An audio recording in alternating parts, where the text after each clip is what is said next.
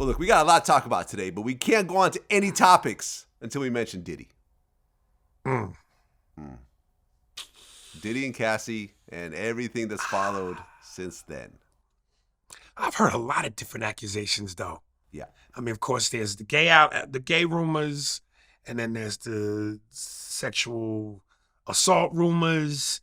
So which crime do you want to address? Well, there's nothing wrong with being gay. There's no crime from being Well, I don't mean it like that, but Right. you know what I mean. But I think what you're talking about in terms of the lawsuit that Cassie filed was that Diddy allegedly had her go out and find male prostitutes that were black and well endowed so he could watch her. Well, there's no crime in being gay, but there's a crime in that. Well, no, there's no crime in, well, yeah, because prostitution, right? Exactly. There we go. Okay. See, that's what I meant. Okay, there we go. Yeah. So he asked her to find male prostitutes with BBCs so he could watch her have intercourse with these men. Basically being a cuckold. A what? Cuckold. What is A cuckold? cuck. You never heard that? No. This is what Adam 22 was being accused of when his wife. Oh, watching another dude fuck your chick? Yeah. Cuckold. There's a whole word for that. Yeah. Right. Not my thing. Not my thing. Not mine either. Not my thing at all. Can't say I've ever. I don't want to mirror around and watch myself fuck my girl. That's a little too gay for me. Let alone another dude. I don't care if it's me. That's still gay. No, I'm not looking at it from a gay aspect. I just don't want to watch another dude fuck my girl. And if it's me in the mirror, that's another nigga fucking my girl. Okay. Yeah, that was a weird one that came out. Apparently, she said that after she started dating Kid Cudi, Kid Cudi's car blew up in the driveway. I guess apparently, allegedly, Diddy said that he's going to blow up the car. The car actually didn't blow up. And after that, Cudi was like, yeah, I'm good. No thanks. Yeah, you know, I don't know how many of these things are truly based in fact versus, rumor. Because, also, on the internet, you let the internet tell it,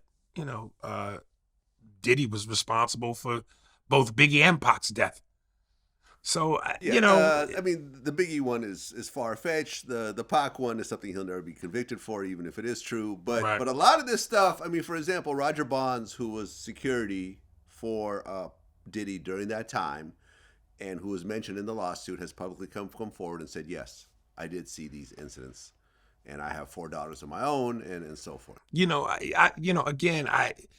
Unless you can provide me with hardcore proof, it feels like, especially again now in the age of social media, everybody has a say and a platform, especially with the rich, is an opportunity to collect.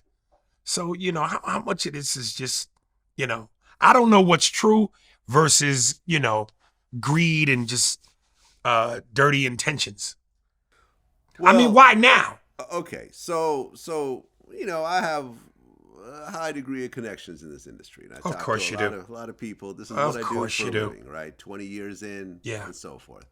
And listen, everyone can paint things the way they want to paint it.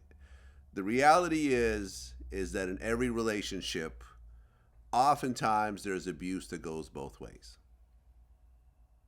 A lot of times both people are abusive to each other. It's very rare that one person's abusive to the other and the other person just keeps taking it. What do you mean? Like, define what kind of abuse? You talking about verbal abuse, physical abuse? Verbal, psychological, physical, emotional. It goes both directions most times. I don't know. Sometimes abuse is verbal abuse is a gateway to good sex.